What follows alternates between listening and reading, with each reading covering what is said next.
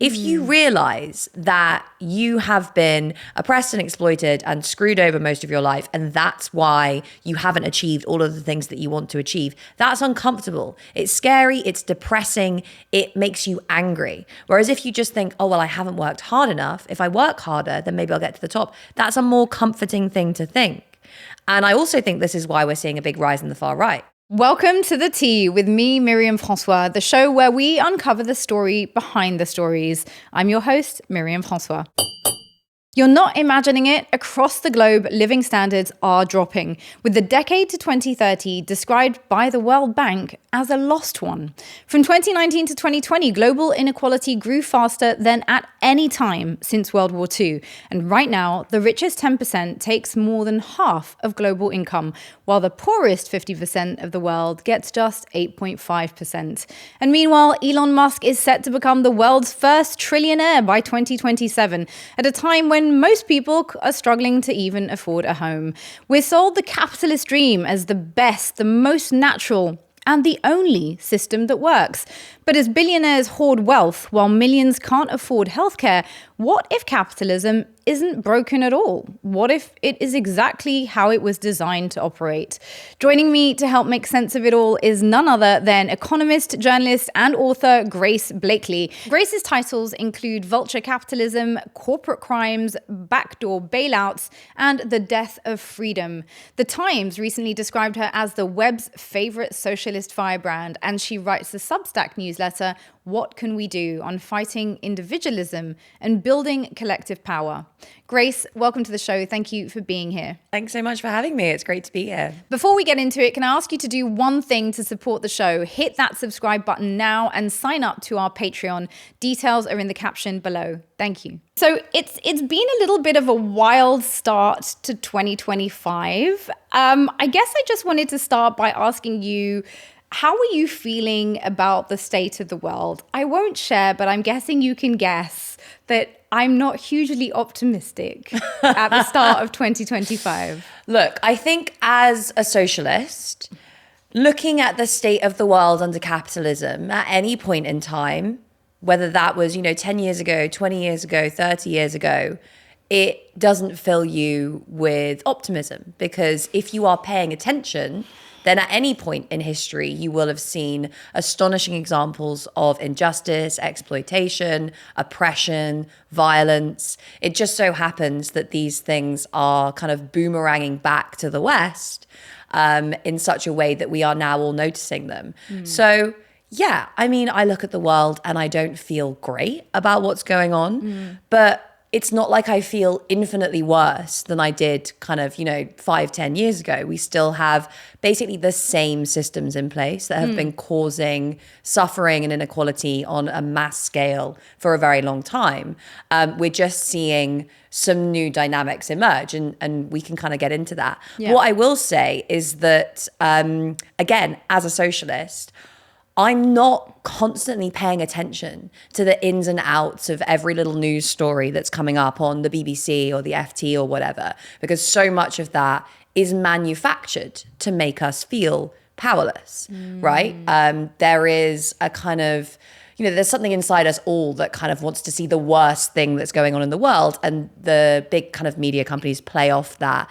And it actually embeds this sense of, oh, the world is a mess, there's nothing I can do. And that's how the system continues. I will bet you any money that the vast majority of people on the planet, not just watching this show, but everywhere, do not think that the system is currently working for people like them. Yeah. The reason that they are not often involved in kind of movements that are trying to change things is because they don't think that it's possible for things to change. And that embedded sense of powerlessness is our biggest enemy. It's not the idea that people think everything is fine and they're all happy with things.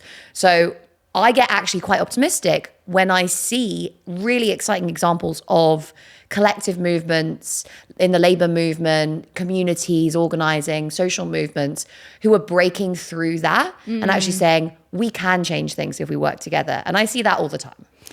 Well, that's good to know that there is some hope if you look beyond the headlines. Exactly. I wanted to ask you, before we get into the nuts and bolts of this, a bit about how you came to hold the views you do today. You know, what is it about your personal story that has led you to hold these views? It's a good question. Obviously, I was raised in a very middle class English environment in the home counties, went to like posh schools and all that sort of thing. But I guess always in the background, my parents were pretty left wing because my grandparents on my mum's side were actually basically communists. Had been like, my granddad in particular was very involved in the trade union movement. So my mum had kind of left the council house where she grew up and gone to Cambridge, and basically retained this sense of like a kind of working class identity, even as she became very middle class, and retained these values about like the importance of equality, solidarity, taught me about the labor movement. You know, my granddad would talk to me about Marxism when I was very young. I remember he had a little bust of Lenin on the side of like on his desk that he'd got from when he actually like went over to the USSR in the 1980s, which was actually crazy. So there was all this background of kind of like left-wing politics and particularly like socialist politics. And I just think that kind of seeps in and like informs the way that you understand the world. It's this idea that the way that you should understand society is by looking at who has power. It's the idea that our society runs on this divide between the people who own everything and everyone else who has to work for a living. And the people who own all the stuff tend to make all the rules as well. All of those things just kind of were like embedded in the way I viewed the world, probably by the time I went to university. I would say going to university made me more liberal. Going to Oxford and like doing a degree in politics, philosophy and economics, you're studying Adam Smith and Locke and Hume and, you know, macroeconomic models and stuff. And I kind of came out thinking, oh, well, actually, maybe we can kind of fix this system by tinkering around the edges. Maybe I'll go and work in policy and like try and fix things that way. And then I kind of became involved in the Labour Party under Jeremy Corbyn. And I'd actually spent a year doing a master's in African studies, which had kind of radicalized me a little bit more because I realized how kind of fundamentally broken and corrupt the whole world economy was. Thank you, SOAS. Oh, yeah. Yes, well, SOAS, obviously, for those who aren't familiar, being one of the kind of institutions that is thought of as one of the naughty kids of education, right? Exactly, it's one of the centers of rebellion and frequently has occupations and protest movements. For those who aren't familiar. I actually stayed at Oxford to do that course, which was interesting. But so it kind of, you know, it changed my view a little bit. And then I basically became involved in the Labour Party under Jeremy Corbyn and got the opportunity to kind of try and put some of that socialist politics into action. And that experience, I think, radicalized me in some ways even more, and probably also made me a little bit more kind of realistic. I think it like humanized my understanding of social change a little bit, actually like being involved in a kind of electoral political project that was supposed to like build mass support and did build mass support. And then obviously when that project was kind of destroyed, I had to rethink again, right, okay, where do we go next? So that's like a very long way of saying I've kind of always had these like Marxist socialist principles. But I think I've changed how they've been implemented depending on, you know, the context that we've been in. And I'm always curious for middle-class people, myself included, who advocate for socialist policies or Marxist policies in light of the notion of class consciousness, right? So how do you think about your work in light of the notion of class consciousness? Because obviously the idea is that for people who aren't familiar with the notion, right, that by virtue of our proximity to middle-class people, middle-class values, that we are more likely to wish to protect those interests, even to the extent that we may not even be conscious of it. So how do you work through kind of class consciousness in the struggles that you're engaged in? So I think it's really important when we're thinking about the idea of material interest, that it has this element, as you mentioned, of kind of the interpretation of your material interests, right? So Marx has this idea of a class in itself and a class for itself. It's the idea of just like the facts of you are a worker or you are a capitalist versus how you make sense of that. And that's a really important distinction because our society basically functions because people don't see it along those lines. They don't see this divide between the people who do the work and the people who like own all the stuff and make all the rules. And that's been something that's been very consciously pushed by those at the top, you know, particularly since the 1980s, there's been this project to kind of turn everyone into like a mini capitalist, right? Yes. Like you own your own home, you have your own pension pot, you feel like your prosperity is tied to those at the top. And that was a really coherent and deliberate project to try and undermine that divide between workers and bosses, right? What was it before that? Just because I think because we're in it, people don't realize there was another way. So what was it when it wasn't that? Yeah, so I mean, before the 1980s, we lived through this period that historians call like the post-war consensus in the UK, or like, you know, the social democratic heyday. You had the same thing in France, actually, where you had this kind of this balance of power within capitalist societies between an organized working class and bosses, with the government kind of mediating between the two, so kind of balancing the interests of these two groups. And what that meant was that workers kind of had a voice within society. You know, they were generally kind of outnumbered and outgunned in terms of power by capital, but because they had some level of organization, they were able to push for things like, you know, in the UK, the creation of the NHS, limits on working time, workers' rights, all of these important wins. We got a 35-hour week in France. Yeah, well, there you go. 35 hours working week. Yeah. As a standard That for is, the country, which we still have. I mean, it's been modified a lot since then, but I remind people of this at a time where most of us are working well over 40 hours every week, right? That there was a time where as workers, we were like, hell no, we are not spending all of our time at work. And in France, we still have a little bit of this, right? We still have the idea of like, you have work and then you have life. Yeah. Right? The Anglo-Saxon way is much more like you live to work, right? And I think that's part of this, like, this idea that we're all mini capitalists, right? Because we're told to like optimize every area of our life. So it's like you are a little mini business. You go to university not to get an education and understand the world. It's to invest in your human capital, right? Like you're some little machine and you need to like add bits and pieces to the machine through investment to make it work more efficiently. And that all of your time should be optimized to like make sure that you are producing in the most effective way. That's like such a legacy of individualism, the idea of seeing yourself as a business, competing with other little businesses. You know, there's no sense of solidarity in that vision. There's no sense of connection or community. It's pure competition, right? Between all of us. I want to ask you about how things have got this bad, because if you're part of our generation and anyone younger, you're literally facing a world that feels bleak on so many fronts. And just to go through a few of it, obviously in the last 15 years, we've had major economic shocks. So we had the 2008 financial crash, Brexit, COVID-19, you know, young people are struggling with debt, you know, falling wages, rents keep increasing, job insecurity. Gen Z is the most depressed, apparently, of any generation, the most unhappy. It feels like there's been an acceleration of inequality in my lifetime. I want to ask you, as somebody who, you know, has written a lot about capitalism, like, how did we get here? Why are we suddenly in what feels like a very extreme situation? And interestingly, I think that part of the reason that people like me are now feeling it is because now middle class people are touched by some of the issues that working class people have been saying for a long time. So how did we get here, Grace? I'll give you the kind of sped up version, the of 101 course, you wrote version. a whole book about it, yes.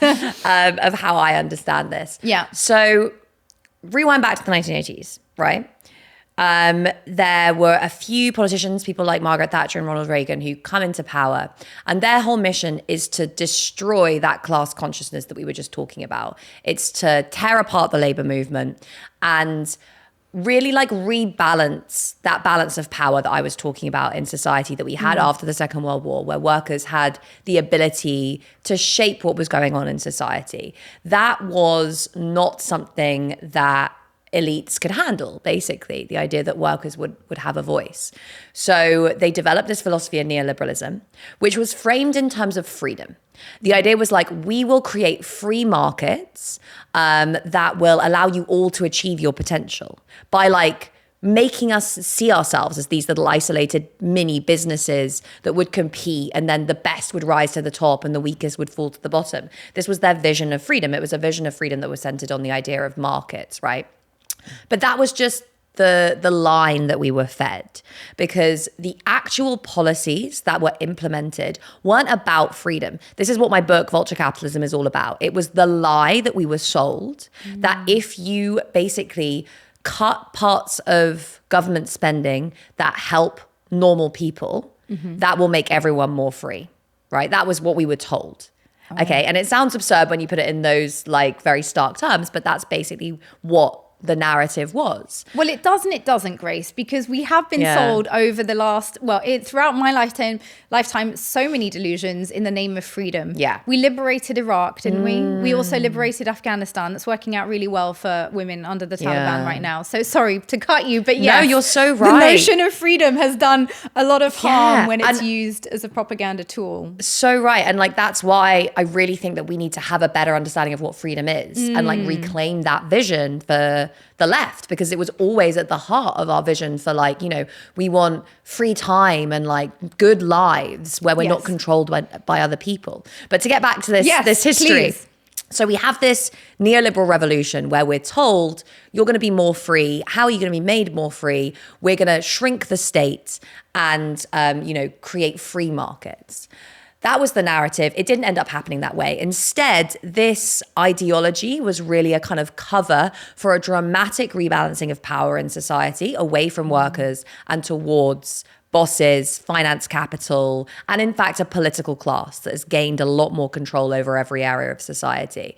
We had the deregulation of the finance sector. It wasn't really deregulation. It was more like the creation of rules that benefit banks. Okay. We had, cuts to things like corporation tax, but also massive subsidies given to big corporations. So it's not like the state shrinks, it's just rebalanced towards supporting already powerful institutions. And then we have cuts to the support that's provided to everyone throughout society, and the spreading of this ideology.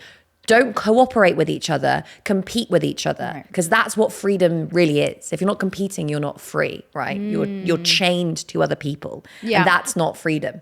So this kind of neoliberal vision is what sets off this boom in global capitalism that we see in the 1980s, the 1990s, and the early noughties, briefly interrupted now and then by the tech bubble. But basically, it's this dramatic expansion. We have globalization that's taking place at the same time. And this is another way of like dividing working people against one another. It's like all the kind of nice jobs are centered in the rich countries, and then all of the horrible jobs are offshored to places where it's much harder for people to rebel, right? So this division is kind of created at the global level. And just noting that in France, where we have a strong trade union movement, we had a strong opposition to globalization. Yeah. Very strong globalization pushback, partly because of people preempting exactly what you've just described. Yeah, you're totally right. And that was something that was the kind of the focus of left politics throughout the 90s and noughties, was this kind of anti-globalization movement.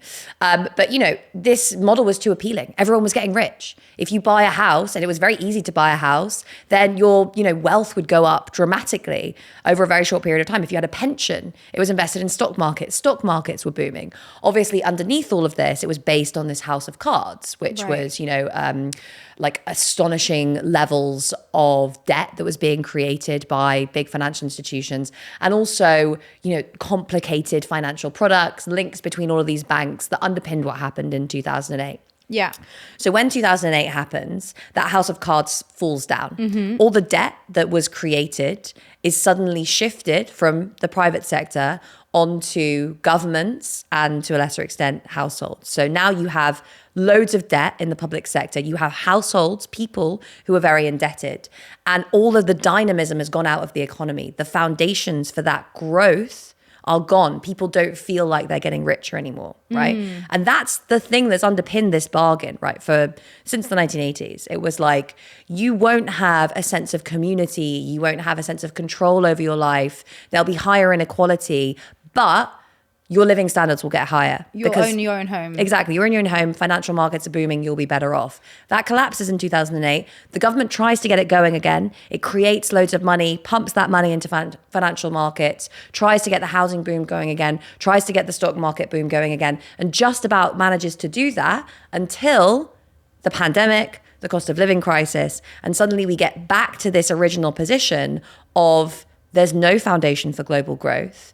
We've spent the last 50 years transferring wealth and power from ordinary people to the top 1%. And the way that they were keeping that model going was by creating debt that allowed us, all the rest of us, to kind of get in on the action. We can't create any more new debt. Everyone's drowning in debt. Governments are drowning in debt. Businesses are, households are as well. There's no way to kind of restart the bubble that made so many people wealthy in the 90s and noughties.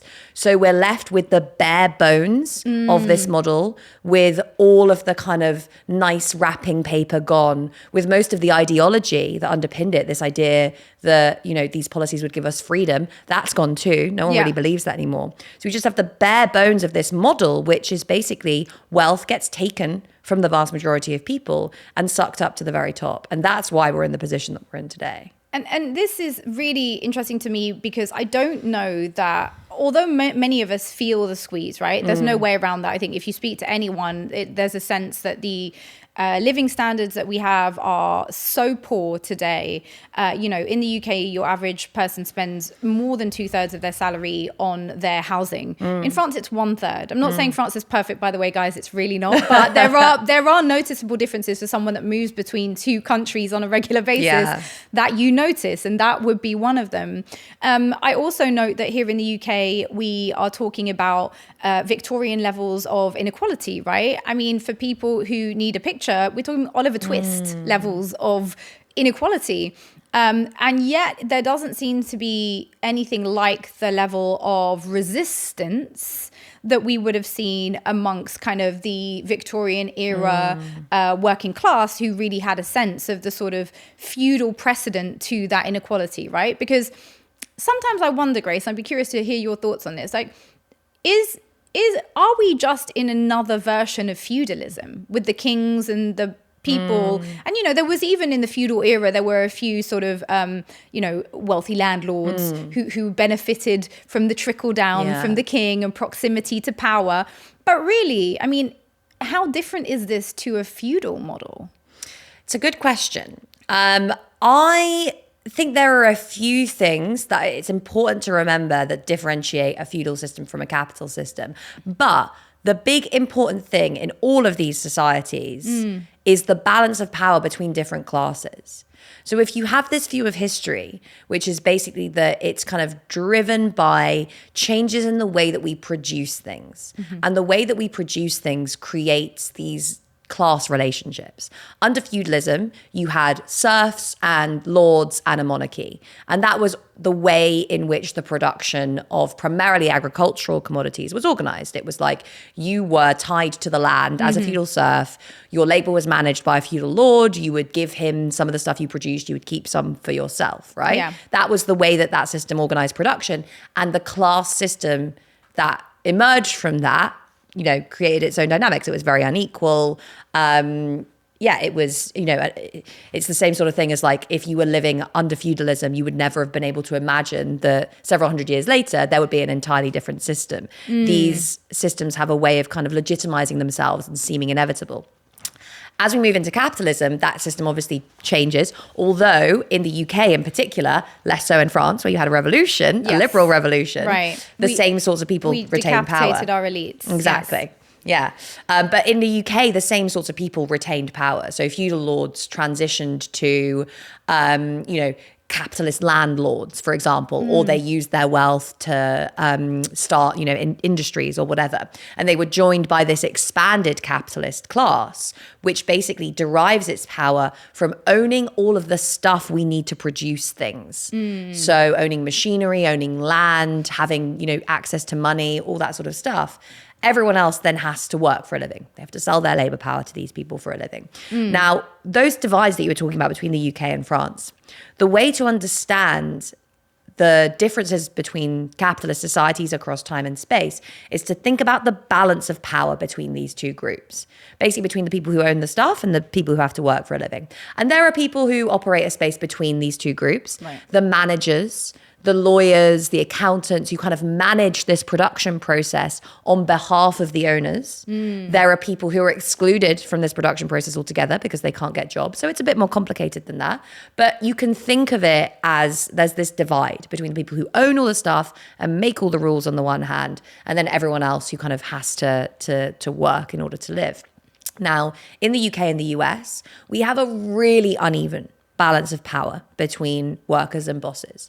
Bosses own all the stuff, make all the rules, and they increasingly just nakedly exercise their power over the rest of us. That's what we're seeing now in the US. But it's really not new. It's just that the mask has slipped. So rather than trying to legitimize this system by saying, we make life better for the rest of you, in the US, this kind of, new capitalist oligarchy is just being like, well, we're going to do what we want and you don't have any power, so you can't stop us. Deal with it, right? Which has always actually been the bargain. It's but just literally now they're so obvious about it. They're not even trying to sell us like, you'll also be free. They're just like, okay, they don't care because they don't need to because we don't have any power. Whereas in France, there's a little bit less unequal balance of power because workers are a bit more organized, because historic institutions still exist to make sure that workers have their voices represented in government, etc., etc. It's become much less even over time. Absolutely. But you have to remember that in France, if politicians try and bring in things that the majority don't agree with, we will burn cars. Yeah. I mean, people will obviously bemoan the burning of cars and bemoan the damage to public property and all the rest of it. And sure, no one's advocating that here. But we are also noting that the implicit threat of violence by the public is inevitably one of the reasons that power is kept in check.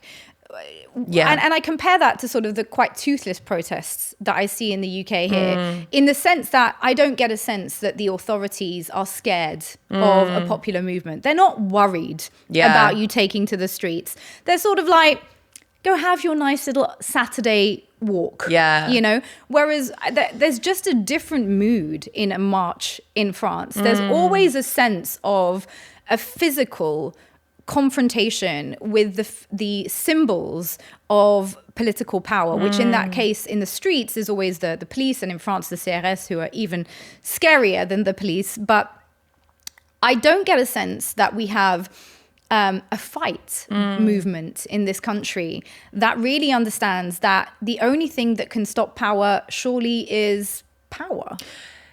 I really think that like a big factor that differentiates, for example, the US and the UK from a lot of European societies, although Europe is trending in this direction, is just the profound embeddedness of individualism, right? And that is what prevents us from coming together and creating movements that can pose a threat to the status quo. I don't even think it's just about that kind of like, threat of violence or disorder that is the big issue. Because if we had powerful labor movements, for example, that would be in many ways more of a threat. Because violence, you just meet with violence. But if you have a group of organized workers that's saying, we are withdrawing our labor and shutting down production, which means you aren't going to earn any money, your stock price is going to collapse. Yes. That terrifies them. Which, of course, is also what the French do. Exactly. Yes. Yeah, and those things are linked. Yeah.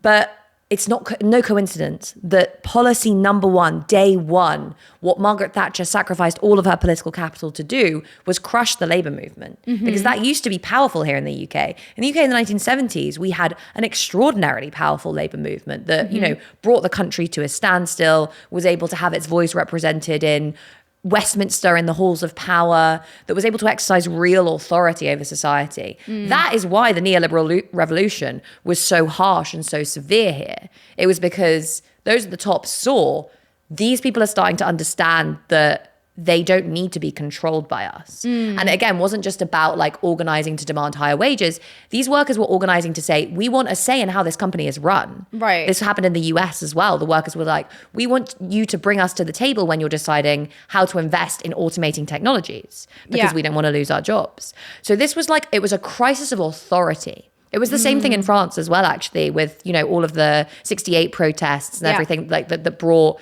the left and kind of a new generation of leftists together. This was a crisis of authority. And the politics that we had in the 1980s was a reassertion of the authority of one class over everyone else. And it just proceeded much further and faster and more deeply in the US and the UK than it did almost anywhere else that isn't an authoritarian state. And it got embedded because of that model that I mentioned, right? Yeah. It was because everyone was like, okay, well, I could like carry on protesting to try and bring down this regime, or I could get a cheap loan to buy a house and get rich. I saw this in my own family. You know, I mentioned like my granddad was a communist. They bought their house, their council house on Right to Buy. Yeah. And then, you know, they were homeowners, right? They went and got degrees at the Open University and like became, you know, educated and like changed their living standards quite dramatically. Yes. And, you know, my granddad ultimately kind of stepped away from organizing in the labor movement later in life. And I think that the happened. effects of class consciousness. Yeah. I mean, he would have hated me saying this right now. Course, but I mean, you know, that changed things a lot for a lot of people because it was like, it really gave the people a material interest to adopt this individualistic ideology of it's on me. Yeah. You know, I'm on my own. It's up to me to kind of amass wealth, to push people out the way to get to the top. And you see that the epitome of this today is like the manosphere. The alpha male doesn't, you know, like let anyone else tell him what to do. He works hard, he hustles, he gets to the top. If he wants a woman, he takes her, right? That's peak individualism. Yeah. And it is a form of self-exploitation because the only way that you would be able to change the conditions of your existence is if you came together with people like you and demanded a different model. Yes. But when you say, I'm better than everyone, I'm going to get to the top, you're like, you're not. You're never going to be Elon Musk. You mean you can't kickbox your way to becoming a trillionaire, Grace? Come on. Instagram's been telling me it's totally possible. The Tea is a fully independent, non-partisan production. No corporate ties here, just a small, dedicated team working hard to bring you honest, impactful conversations. If you believe in our work, please subscribe to our YouTube channel. Just click that subscribe button now and join us on Patreon. You'll find the link in our bio. I believe in ethical consumption and in putting our money where our values are. That's why I'm excited to tell you about Spark, a groundbreaking platform that's about to change how we make financial decisions. Now, imagine every pound you spend on mortgages, insurance, and utilities flowing to businesses that share your values. Companies that reinvest in communities, protect our environment, provide faith-based options, and operate ethically. That's what Spark is building, the first comprehensive online platform to compare ethical, sustainable, and faith-based financial products. Join the movement. Your support helps prove that there's demand for transparent, value-aligned financial choices, making ethical finance accessible to everyone. Sign up at t.sparkethical.com and be the first to hear when it goes live and share the mission. I want to ask you about this notion of freedom that is so core to capitalism. One of them is, of course, so you know, as you explained, the way that the system is currently organized means that when we buy into it by literally kind of buying assets that now are aspirational, everyone wants to own a home, everyone wants to kind of have the markers of middle class success, or obviously, as we were just discussing, billionaire and trillionaire success. But at the same time, the argument that is used to uphold that system is the notion that anytime the state interferes, it is messing with the Adam Smithian invisible hand that controls these markets naturally, right? And so for people who aren't familiar with the economics argument, please correct me, but it's the notion that markets don't need the state to interfere with them because they will naturally regulate between supply and demand. And if you do interfere, whether it's through tariffs or through kind of trying to create principles that regulate inequality in your society, that you are harming the wider economic growth of the economy. I'm presuming you don't agree with that. It's not that I don't agree with it. It's that it is an incoherent way of understanding capitalism. If we had a free market system... But it's the dominant one, yeah, right? Yeah, it is, yeah. Like, if we had a free market system, that might be true. We've just never had one. Okay. There's never been a real, actually existing, perfectly decentralized, non-state set of market institutions. Other than, maybe the best example of that is like a market somewhere in, like, I don't know, Delhi, where you have thousands of producers all next to one another offering relatively similar products with little kind of regulation or oversight, and you as a consumer just kind of walk in and pick between them, right? Yeah. That's like a genuine free market. Yeah. And, the kind of parallel to that at the level of global production would be lots of firms producing lots of different things without the support of government, without really much of a legislative framework. Just competing with one another to maximize their profits. That's not what we have. We have a global economy based on monopoly and based on collusion between governments and businesses. The example I really like to use to kind of show this, because it's something that people will have experience with on a day-to-day basis, is the example of Boeing. Okay. So I write about this in my book. All of the kind of scandals that have hit Boeing recently, the plane's door blowing out of it mid-flight. And a few years ago, there were these 737 MAX disasters where 2 Boeing planes nosedived out of the sky, killing 350 people in 2 separate plane crashes. Now, part of this is a story of corporate greed. Boeing changed dramatically during the kind of shareholder revolution of the 1980s, started kind of denigrating engineering expertise, broke up its unions, inserted layers and layers of management who were told maximize profits at all costs. But it's also a story of collusion between the state and what was effectively a monopoly. It's a duopoly, really, in global aerospace. There's Boeing and there's Airbus. Yes. 2 companies. They don't really compete on price. They basically get loads of support from their government and, kind of collude in some ways or basically create this kind of market structure that isn't very competitive. And Boeing is the US market. Exactly. And Airbus is... the EU. Yeah.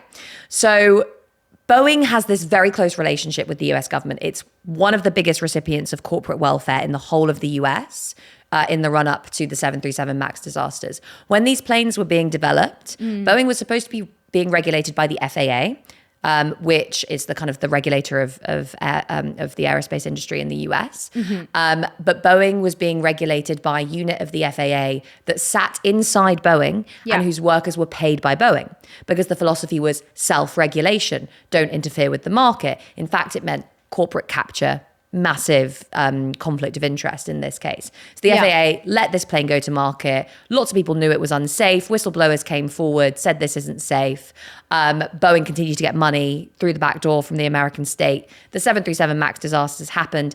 It emerges that senior executives at Boeing knew about the problems with this plane before it went to market. Congress had just passed a round of deregulation saying no plane manufacturer would produce an unsafe plane because doing so would damage its standing in the market. Right. Boeing didn't care about that because it was, a massive, powerful, monopolistic company. And it knew that when anything happened, the American state would bail it out. And when you say the American state, you mean US tax dollars, meaning average Americans. Exactly. Are their tax money, instead of providing healthcare, is being used to bolster a company that is defective in how it operates and is still paying its shareholders presumably a ton of money. Yeah, it got another bailout during the pandemic through the back door. And it's still this massive, behemoth of a company, still with links to the Pentagon, still with, close links to various different parts of the state, still with lots of orders coming in, even though it was involved in this massive scandal that anywhere else in the world would have been basically considered corporate manslaughter. Why? Because we don't live in a free market system. We live in a kind of capitalist oligarchy, a kind of planned capitalist system where power and wealth is really centralized and a few influential people get to have huge power over the lives of everyone else. And that's supposed to be freedom. Okay, so hold up, Grace, because everything you're saying is contrary to what we are taught about the notion of capitalism. Okay, so let's roll back a whole second and talk about the public perception of capitalism as a system. The idea that it's a small state that doesn't interfere in the operation of the markets and minimizes its intervention into how you as a potential entrepreneur or citizen wishes to operate, because we believe that the markets are free, they're self-regulating, and any interference is actually going to cause more harm than good. And in your book, you say there is a deep contradiction between the belief that we are free and the reality of living under capitalism as a system of pervasive unfreedom. How is it that your analysis of capitalism is so at odds with the dominant use of the term, even today on any political or economics show, or how we understand it as a public? The framework that you described a second ago, this whole idea of free markets, no state intervention, etc. That's an ideology, right? It's a way of understanding reality. But we're not told it's an ideology. No, we're of told course that not. This is pure economic theory, right? This is what we're taught. You were taught it at Oxford. I was taught as well at uni. These are principles that are immutable. You're saying they're not. No, of course not. They're ideology. They're a way of making sense of the world. Just as what I'm giving you, right, it's an ideological perspective. I have a way of making sense of the world that's rooted in this understanding of capitalism, of class, of production. The difference is I know what the principles according to which my ideology is framed are. I know what the foundation of my views are, and I can tell you them so that you can say, okay, this is this way of understanding the world. Why don't I adopt this for a minute and see if things look different, see if it makes sense of things in a better way. The dominant understanding, you're never told it's an ideology. So we all absorb it. We believe it unconsciously, but we don't know we've adopted this lens. It's like we're all walking around with these pink glasses. We've never taken off the pink glasses, so you can't see that you're wearing the pink glasses. You can't see that there's this tint that kind of inflects your understanding of everything. So the first thing that actually socialism and Marxism in particular does, Marx's book Capital it's a critique of political economy. What does that mean? It basically means he's critiquing economics at the time. He's stepping back and he's saying, look at all the assumptions that you guys are making and that you take for granted. The idea that markets are natural and don't need much intervention. The idea that exchange between people is how this system operates. The idea that, things like class aren't particularly important, that this is a kind of self-regulating system that tends towards equilibrium. All of these things are ideological assumptions. Even the idea that we're all separate individuals, this idea of methodological individualism, that means that, you treat people as isolated little units rather than as groups.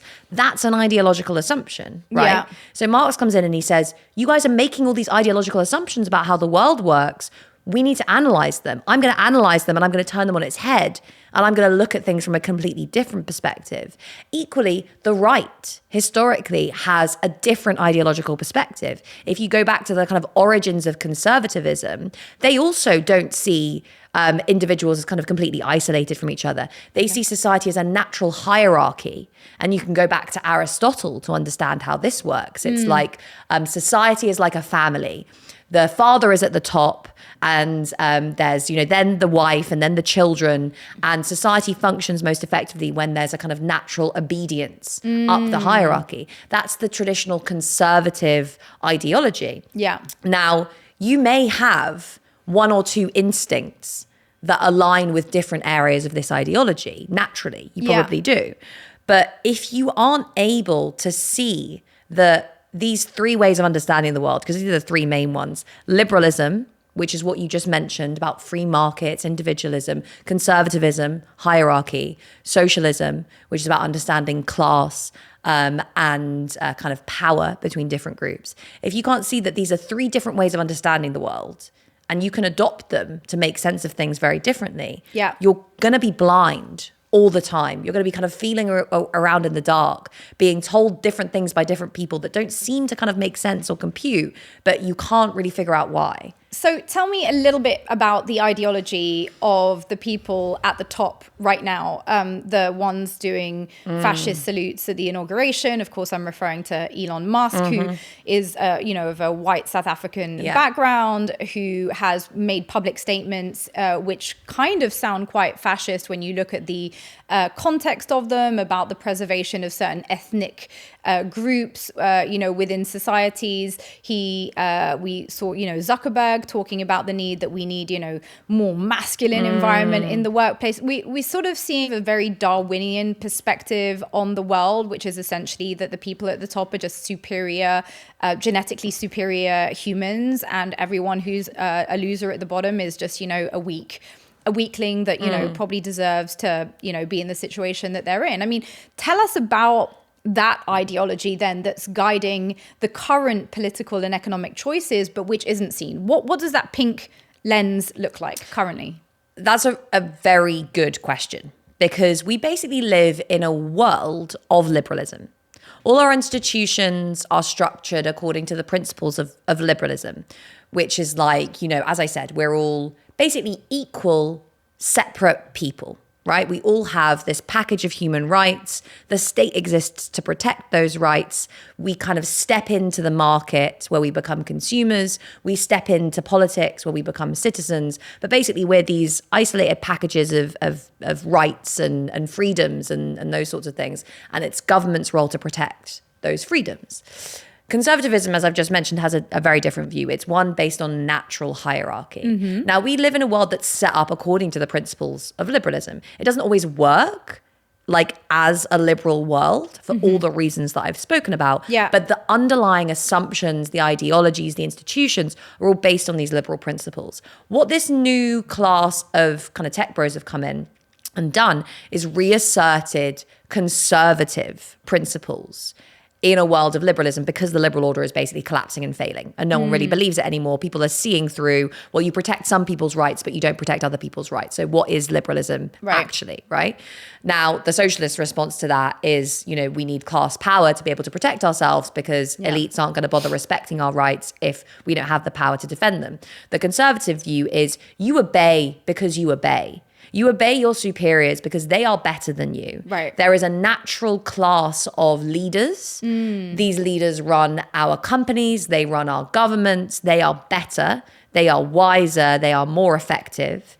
Everyone else below that is, as you said, in this kind of Darwinian perspective, they're born to obey. Right? Yes. And I think this is actually the general outlook of our political class, even though liberalism is the ideology that we're sold. And there are some genuine liberals knocking about. Yeah. Most of them are actually conservative. Yeah. They think that society is a hierarchy. They think that they were born to rule and everyone else is born to obey. And what people like Musk are doing right now is just reasserting that. And the comparison I really like to make to show that this isn't new is Elon Musk and Henry Ford, right? Elon Musk and Henry Ford, both automobile manufacturers, both have a huge amount of economic power, both run, companies that have a lot of market power. They're not in traditional market settings. Yeah. Both hate unions. Henry Ford hired thugs to beat up workers that tried to form unions. Elon Musk has been named by the ILO as one of the world's most notorious union busters. Why? Because they think they should be in control and workers should obey. Ford had a set of rules that his workers had to obey if they wanted to get $5 a day. It was things like your wife isn't allowed to work outside the home. You're not allowed to drink. He had these views about how his workers should behave and tried very, very hard to enforce them. He was also virulently anti-Semitic. He was named by Hitler as a good guy. He was just like, an extreme right-wing conservative guy who thought, I'm better than everyone and they should obey me and I'm going to force them to obey me if they don't do it naturally. And Elon Musk is very similar. He's doing this same sort of move, which is crush unions, move to the far right, start adopting fascist symbolism and ideology. And that fascist symbolism and ideology is just a kind of extreme version of this conservative view that you obey those at the top. You don't question their power. I guess at the core of what you're describing, and part of the reason why we as people have accepted this system for so long is this notion of meritocracy, right? It's the idea that, you know, the system is unequal, but everyone has the opportunity to succeed. And I'm sure many people will remember Kim Kardashian when asked, you know, what advice she'd give to women in business, you know, just telling us that we just have to get up off our fucking ass and work, bitch. Is the issue that we're not getting up off our asses to work, bitch? Or is there actually something else going on when it comes to this meritocratic dream, the American dream, but which we are now all drinking the Kool-Aid of? The idea that actually if I haven't succeeded, I only have myself to blame. And if I succeed, AKA I'm named as Kim's little sister Kylie Jenner was, as Forbes' youngest self-made billionaire, that somehow Kylie achieved this on her own. No Kris Jenner, no Kim, don't worry about any of them. On her own, Grace. Amazing. She did it all on her own. Are we still buying in to some delusions that are harming our ability to see the system clearly and in many ways to organize to fight back against it? Take off the pink glasses, man. When you hear something like that, think, why is this person saying this thing? Even if you agree with them, just like imagine for 5 minutes that you live in a world where that isn't true and think, what incentive would they have to tell me this? Why would Kim Kardashian want to justify a system in which she is one of the wealthiest people in the world? Why would she want to feel like she deserves to be there? Why would she want you to feel like you didn't deserve to be there? Because when we all feel like we deserve our place in the hierarchy, we don't fight back. No, we just buy Skims. Exactly. You know, this is like the fundamental legitimizing principle of our system, is that we just buy into it. I actually think that we buy into it for a psychological reason, which is avoiding discomfort. If you realize that you have been oppressed and exploited and screwed over most of your life, and that's why you haven't achieved all of the things that you want to achieve, that's uncomfortable. It's scary, it's depressing, it makes you angry. Whereas if you just think, oh, well, I haven't worked hard enough. If I work harder, then maybe I'll get to the top. That's a more comforting thing to think. And I also think this is why we're seeing a big rise in the far right, because the people who are generally the ones who opt for this ideology are people, I mean, think about the whole kind of like, again, the manosphere movement, right? It's like, I should have been able to achieve the hallmarks of masculinity by now, but I haven't. Now you have a choice of how you respond to that. You can blame yourself, which is what a lot of people do. We have this epidemic of kind of mental ill health at the moment of people saying, it's my fault, I'm not good enough. Or you can say, someone has taken this from me and I'm angry. And it's immigrants, it's benefits claimants, it's trans people, whoever is less powerful than you, and therefore attacking them makes you feel powerful. When you accept this idea that, you know, your place in the hierarchy has somehow been determined by like legitimate forces, then either you say, okay, well, I'm shit, or you say someone's been getting in my way. And that's basically the problem we have today. The other option is to say this hierarchy isn't legitimate. But that's uncomfortable. It is uncomfortable because you realize all the ways in which the way you think about the world, the way you act, like your relationships, your work life is influenced by these forces beyond your control. Now, the alternative to that, rather than just being like, oh, the world is so terrible, no one sees the way things are, I'm all alone, is to say there are lots of people who also realize that we can come together and fight back. And get organized. It's interesting because one of the phrases I use most frequently on social media now when I kind of will post around, headlines about the state of the UK economy and inequality is, we're being robbed. Because to me, I don't know how to interpret these takeovers, these backdoor deals, the corruption in clear sight with zero accountability, the clear ways in which foreign governments are paying for the consent and complicity of our own officials who are our elected officials.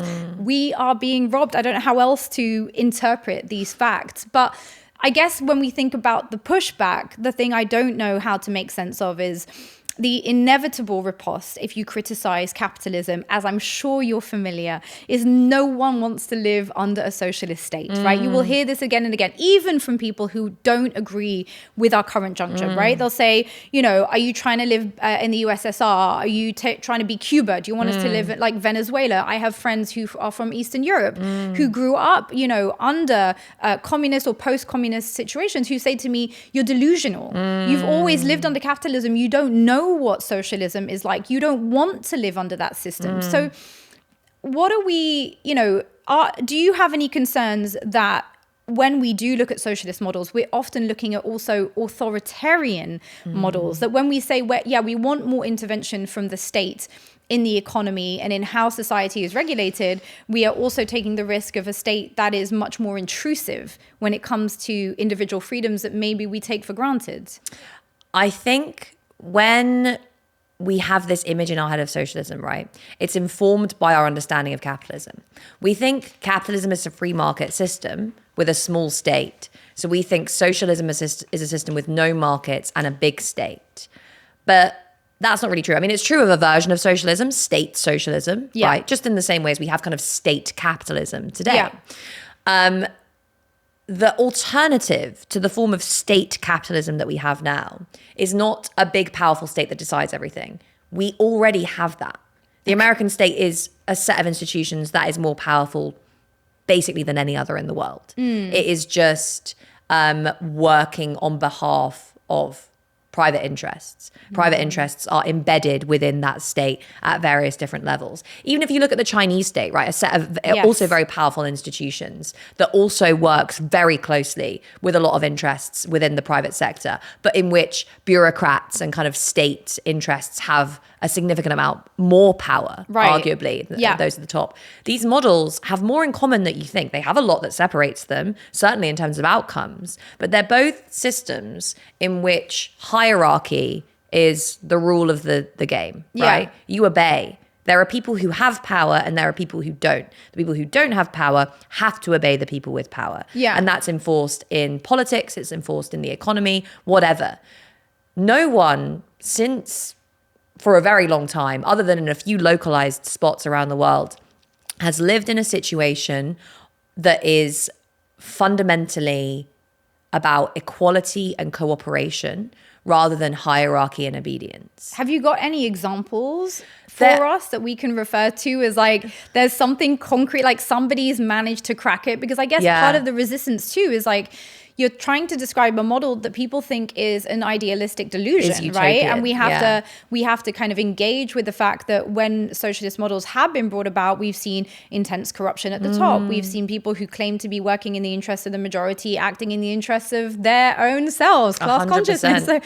So how do you respond to those criticisms that say, well, capitalism is imperfect, but at least it's not, an authoritarian state that makes all these decisions on your behalf and keeps you not very rich? Totally. I mean, stop thinking about socialism as an authoritarian state. If that's your view of socialism, then call what I'm talking about something else. I call it democratic socialism, but what it means is real democracy. And that doesn't come about from someone at the top saying we're moving to a new system. It comes about through fights to take power away from the people who currently have them. So we're not going to get to socialism by electing a nice government that then says, right, okay, we're moving to socialism now.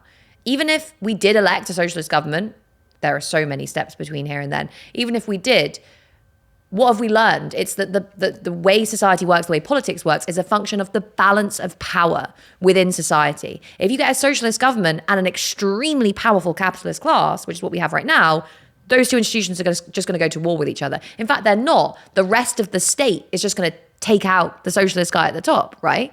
So transitioning to this system isn't about a kind of top-down move to a different way of doing politics. It's about changing the balance of power in society. Moving to a genuinely democratic model means taking power. It means all of us getting organized and building new institutions, building democratic companies where workers have a voice, building forms of kind of community organizing that allow us to set how our budgets are spent at a local level, building co-ops that protect us, that allow us to, create our own food, that give us jobs, that allow us to produce the things that we need to survive and look after each other as well. That is the essence of socialism. It is people working together, respecting each other's dignity, respecting each other as equals, and saying we can cooperate to build something new. And okay, so I want to come back to that notion because I do wonder about the notion of equality when we work within a global system, right? So, a bit like one of the critiques of Black Lives Matter was that, it actually was African-American Lives Matter. Sometimes when I hear socialism within a national context, I'm like, well, we want equality, but we really just want it for ourselves, right? Do we actually want it for workers in Bangladesh and in, wherever other parts of the world where they're being paid unequally? Because let's face it, however expensive your iPhone is now, if the laborers who were making it were actually paid the same wage as you or a similar-ish wage, it would probably cost half of your wages annually to afford a phone, right? So I don't know how this system works at a transnational level. Do we just mean equality within our own societies? Because we can't really demand equality internationally. The view, I think, that kind of squares this is that at the moment we live in societies where technological development is the preserve of elites, and that technological development is organized to maximize profit for those at the top. Yeah. If we had a society that was more equal and oriented towards a different set of values, that technological development would be devoted towards making our lives better. Right. So that doesn't mean that everyone in the world gets an iPhone, because there aren't enough rare earth metals for us all to have new iPhones every year or whatever. Right. It doesn't mean that everyone gets to have the extraordinary levels of consumption that we've taken for granted today. Yeah. It does mean that we organize the resources that we have using technologies that are designed to make those resources work for us in such a way that we all have the things that we need, right? The things that we need to survive, and the things that we need to have good lives. Now, some people would say, I don't want to have all the things I need to survive. I would rather have an iPhone and unfreedom, basically. Yes. I think those people do exist. They definitely do Yeah. exist. Yes. Some people would prefer material comfort over freedom. Yeah. I think that's 100% true, right?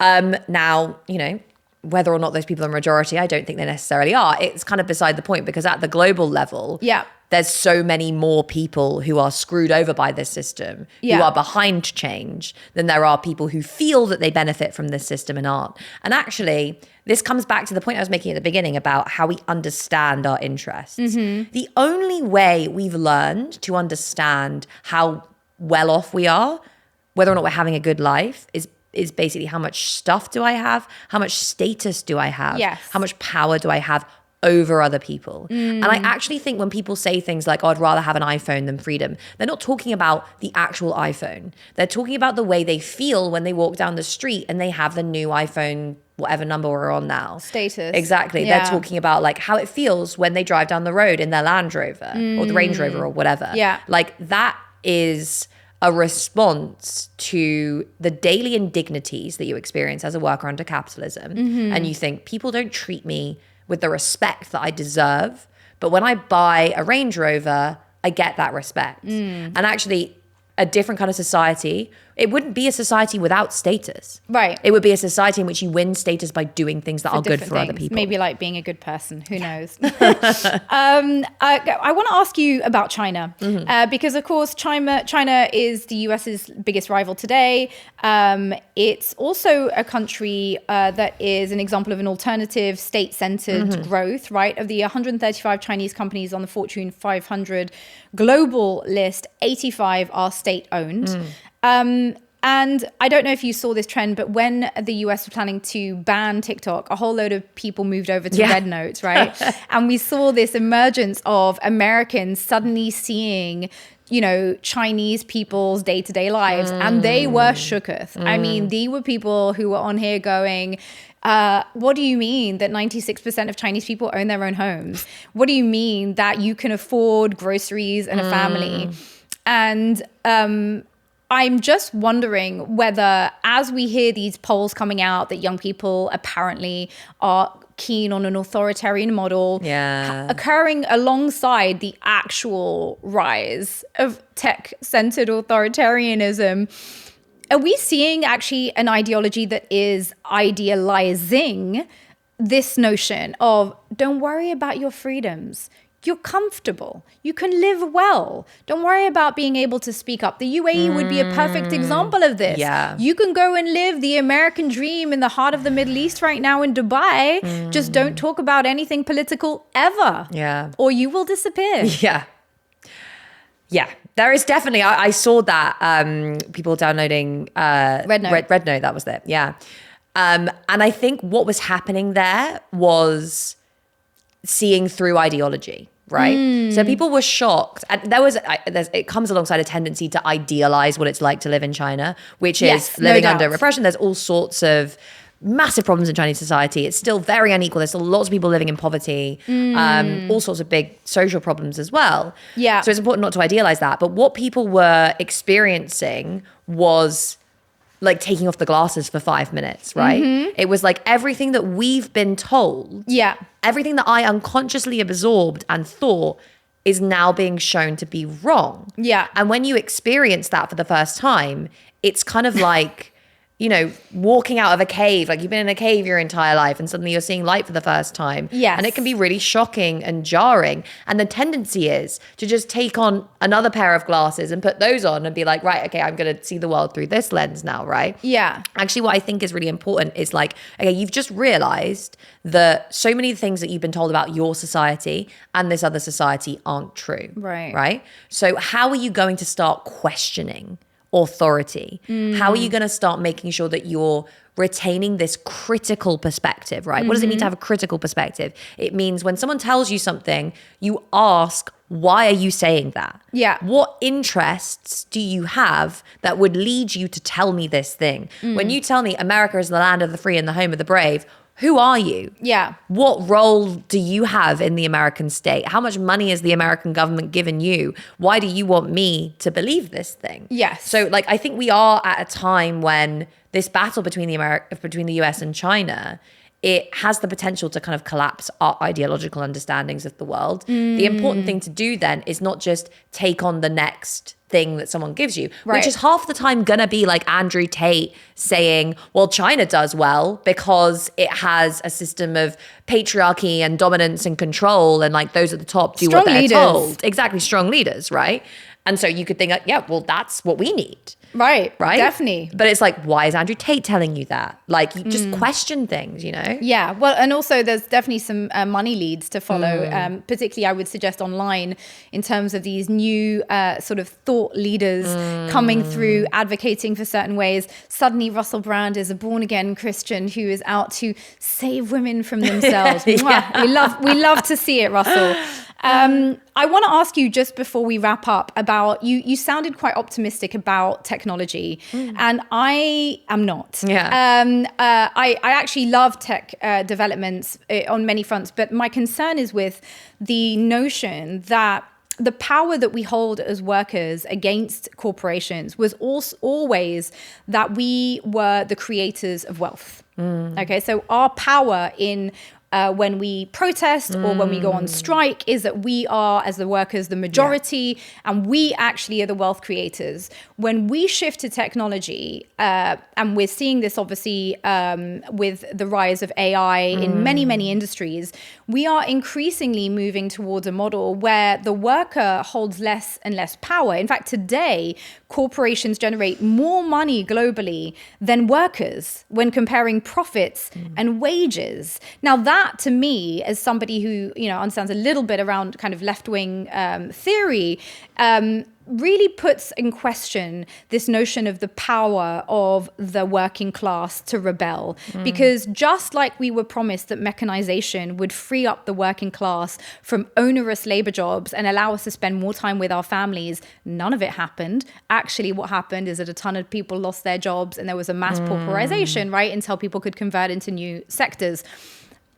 What do you think is going to be the source of worker power as we move into an economy where AI generates, increasingly, it will generate the majority of wealth? And that AI isn't coming from the working class, it's coming from these big tech companies who may less and less need many of the people. It's so important to remember there is no such thing as capitalism without labor.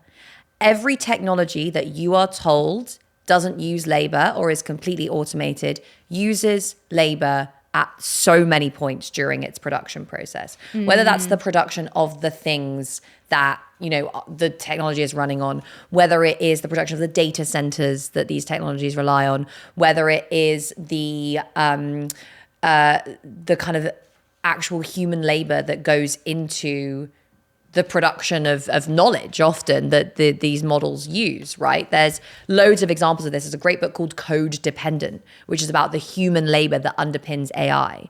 What is actually, this is another part of ideology, is that human labor is invisible. When you pick up an iPhone, you don't see the fact that the coltan in that phone has come from the Democratic Republic of Congo, where it's been scratched out of the ground by someone who has a gun to their head and then exported out via Rwanda and shipped to China, where it's been put together in a factory where workers are working astonishingly long days. Like, you don't see any of that human labor. You don't see the human labor behind AI, but there will always be that human labor. And that point that you made around like more kind of wealth accrues to capitalists in the form of profits than workers in the form of wages. That's not because the workers aren't creating the wealth. It's because the capitalists are stealing it. That's where their profits come from. It's the fact that there is this balance of power and there's always more that can be taken from workers up to the point where they can't feed themselves anymore. And that is what we've seen, particularly over the last 50 years, is like profits rising and rising and rising,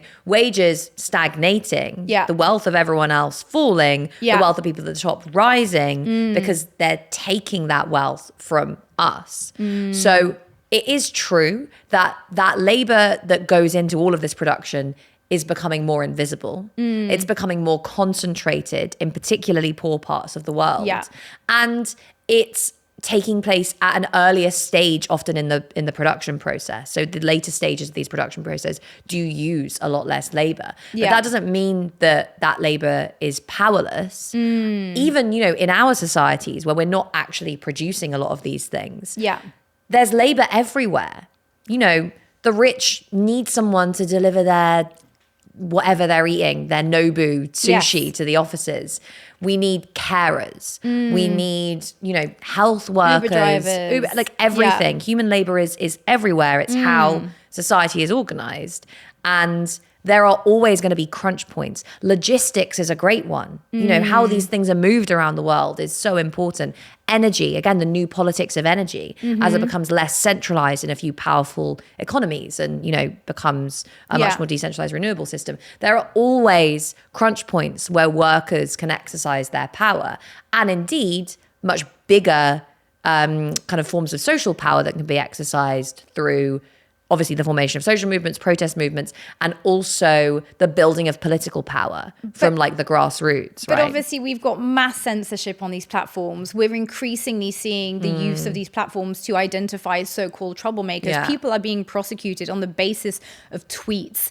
So I struggle to see these spaces as the basis for mass social organization. I agree. Only because I feel that we are really talking about, in many ways, the last remaining spaces in which we can speak semi-openly, but the encroachment from censorship is growing by the day. I want to ask you as my final question about the possibilities that you see at our current juncture for change, for resistance, for another way of being and doing. And I want to bring in, obviously we talked about AI, but I also want to bring in crypto. I want to bring in crypto because whether or not you're a crypto believer or follower, many people will view crypto today as holding the potential for a new economic system that is not reliant or centered on the US dollar. So where does crypto fit into the change that we can bring about? And what are the other ways in which you see the tech that we are developing, every day to greater and greater capacity? What role can it have in liberating us from some of the shackles of this current system? What I would say to everyone who's a real tech optimist, politics comes first. The US dollar is not the foundation of the world economy because the bits of paper that the dollar are somehow the most effective way of organizing a financial system. They are the foundation of the world economy because the US is the most powerful military and economy in the world, right? If that changes, then the dollar will no longer be the world's reserve currency. Equally, for a cryptocurrency to become the foundation of the world economy, it would have to have a political foundation. And this undermines the whole argument that crypto people make, which is that this is a technological solution that doesn't need trust, it doesn't need politics, it doesn't need management. And it's like our entire economy is based on politics. It's based on a particular balance of power, which is that there are a few powerful oligarchs and they're mates in politics.